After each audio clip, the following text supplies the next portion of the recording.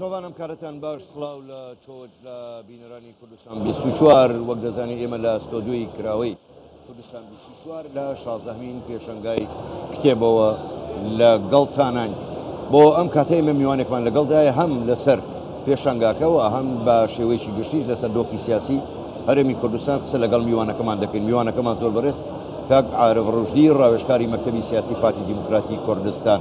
کاک عارف زۆر بەخێر بن گەلێک سوپاس بۆ بەشداریکردنیشتان لەگەڵمان سوپاس بێەوە. کاک عارف ئەگەر لە پێشا قسەمان لەسەر ئەم پێشەنگایە بێ بۆ خۆ دەزانی هەم دۆخی عێراق دۆخی ڕۆژهەڵاتی ناوەڕاست یەکجار ئاڵۆزە کەس نازانێ بەرەو چۆچێ کردنەوەی ئەم پێشەنگایە بەم جۆرە بەم گەورەیە لەم کاتەدا چه پەیامێکی پێ هەم بۆ عێراق هەم بۆ دەور و پشت. دیارە ئەو پێشەنگایە بۆ 16مین ساڵە لە هەولێری پایتەختی هەرێمی کوردستان دەکرێتەوە. بەڵێ و هەموو ساڵێک دەبینی ژمارەی بەشدار بووان چێ وەکو کتێبخانەکان یان شوێنی چاپکردنی کتێب لە هەڵکشاندایە و بوونی ئەو پێشەنگایە لە هەولێر زیاتر لە معنایەک بەخۆ دەبەخشێ. یەکەم معنای ئەوەیە لە ڕووی سیاسیەوە شوێنێکی هێوری هێمنە کە ئەکرێ ئەو جۆرە چالاکیانەکانە بگرێتە خۆ. دوو خواستێکی زۆر لەسەر کڕینی کتێب لە هەرێمی کوردستان هەیە ئەگە بەراوردکەین لەگەڵ شوێنەکانی دیکەی عێراق. سێ ژمارەی ئەوانەی کە دەتوانین سوود لە کتێب وەرگێنن لە خۆڕەشبیرکردندا و بەرهەمیشیان هەبێتن دووبارە لە پایتەختی هەرێمی کوردستان چڕبوونەتەوە. باش ئەم لایەنە سیاسی و لایەنە ئەمنی و لایەنە کەلتوریی کە لە هەرێمی کوردستانە هەیە بە تایبەتی لە هەولێرە ئەو پێگەیە بە هەولێرە بەخشیوە بێجگەل لە پایتەختێکی سیاسی بێ پایتەختێکی ڕۆژوبیریشە. دەستخۆش. کاک عارف بە بینە سەر کێشە سیاسیەکان بۆ خۆ دەزانی دادگای بەناو فێدرالی کۆمەڵێک پێشێلی دەستور و یاساشی کرد. ئەمە وای کرد تۆزێک قسە لەسەر هەڵبژاردننی پەرلەمانی کوردستان بکرێت. ئایا دەکرێت بەم شێوەیە بەو شێوازی کە پیلانێکی زۆر گەورەیە لە هەرێمی کوردستان یاخود دەبێت چارەسەرێکی بۆ بدۆزرێتەوە؟ یەکەم وابزەم جارێک نییە چەند جارێکە جەخت لەوە دەکەین خودی دادگاکە چەندین نیشانەی پرسیاری لەسەرە. ڕاستە چونکە بە پێی ئەو مادەی 92 دەستور پێک نهاتووە. دوو بڕیارەکانی بەدەرن لە دەست هەڵاتەکانی. محکەمەی ئیتیحادی تەنها مافی تەفسیری هەیە ڕابەکردنی هەیە نەک تەشریع. ئێستا ئەو بڕیارانێک هەیداوە تەشریعە. سێ هاتووە لە خاڵێکی هەرە گرنگی یاسای پەرلەمانی کوردستانی داوە کە ئەوش مادەی 56 بڕگەی دووە. هەمووی نەرایەتێک لە پەرلەمانی کوردستان سێنێتەوە. واتە بەشداربوون لە هەڵبژاردننی ئێستادا بەو هەلومەجێ ئێستا هەیە دەنگدانە بۆ هەڵوەشاندەوەی هەرێم. تەنها ئەبێتە دەستگایەکی ئیداری دەسەڵاتی کەمی یاسایی ناوخۆیی دەمێنێ هیچ شتێکی پێوە نامێنێ وەکوونی نەرایەتی خەڵکی کوردستان لەسەر ئەسی عێراق و ناوچەکە.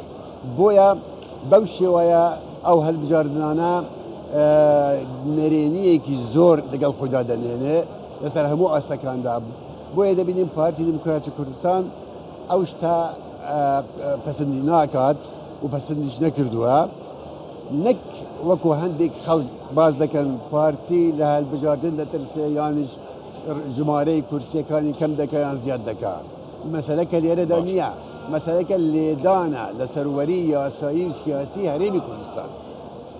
تا ئەو مەرجانەی کە محکەمەی ئیتیحادی بۆ هەڵبژاردنەکانی داناوە چارەسەر نەبن پێم وانییە هەڵبژاردن بکرێت و یان ئەنجامێکی باشە. زۆر باشە کاک عارف بە لەمانە تۆزێ من پێم خۆشە زۆر ڕاشکاوانە وەڵام بدەیتەوە. پارتی دیموکراتی کوردستان گەورەترین هێزی سەر ساحەی کوردستان و عێراقیشە.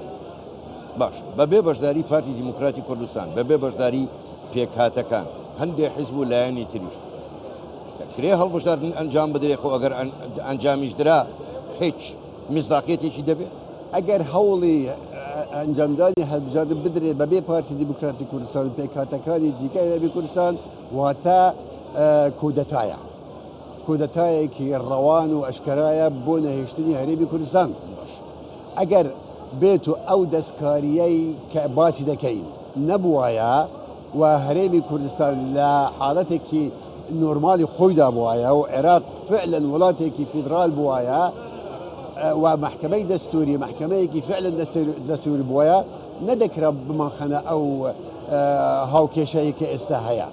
بۆیە زۆر زەحمەتە و ئەستەمە هەڵبژاردنێک بەبێ بەشداری پارتی دیموکراتی کوردستان و پێکهاتەکانی دیکەی هەرێمی کوردستان ئەنجام بدرێت و ئەنجامی هەبێت. زۆر باشە کاک عارف، من دێمە سەر سێ چوار دەستەواژە سەرۆک بارزانی بەکاری دێنێ، هەمان دەستەواژە جۆ بایدن سەرۆکی ئەمریکا لە دیداری لەگەڵ سوودانی بەکاری هێناوە. تۆ دەڵێ دەبێ هەڵبژاردنێکی شەفاف و بێگەرد و دادپەروەرانە ئەنجام بدرێت. من دەبێت لەسەر ئەم سێ دەستەواژەیە قسە بکەین. یەکەم دادپەروەرانە کاڵین دادپەروەرانە کە دەبێت دادپەروەر بێتە دەبێت پێکاتەکانی شتیایدا بەشدار بن کە دەژڵێ شەفاف و بێ دەستێوەران کەواتە پیلانێکی ناوچەیشی. یەکەم وەکو باشت کرد کە دادپەروەرانە دەبێت نوێنەرایەتی هەموو گەلی کوردستان ڕنگدانەوەی هەبێت لەو پەرلەمانە. ئێستا ئەوە تیا نابینی نەک تەنها پێکهاتەکان هەوڵ ئەدەن گەورەترین هێزی سیاسی کوردستان کە ڕابەرایەتی پرسی لە تەواتی کوردستان ئەکات کەنارگیر بکەن یان هەوڵ بدەن بە پێی دروستکردنی زۆرینەیەکی دوور لە پرینسیپەکانی نیشتیمەپەروەری لە پەرلەمانی داهاتوودا دروست بکەن بۆ ئەوەی هەرچی بڕیارێک و یاسایەکی ناجۆر هەیە لە بەغا پەسەند بکرێت. دوو سەرۆک بایدن یەکەتی ئەوروپا نینەرایەتێکی ئەنجومەن نەتەوەی گرتوەکان هەمویان کوکن لەسەر ئەو بووچوونانەی کە جەنابی سەرۆک بارزانی هەیە و پارتی دیموکراتی کوردستانیانە چونکە تێگەیشتون ئەوانە ناتون بە شێوەیەکی هاکەزایی لە دەستور بکۆڵنەوە بەڵکم بەشێکی زۆریان بەشدار بوونە لە داڕشتنی دەستوری عێراقیە تێدەگەن دەستور چیاڵێت ماهیەتی دەستور چیە.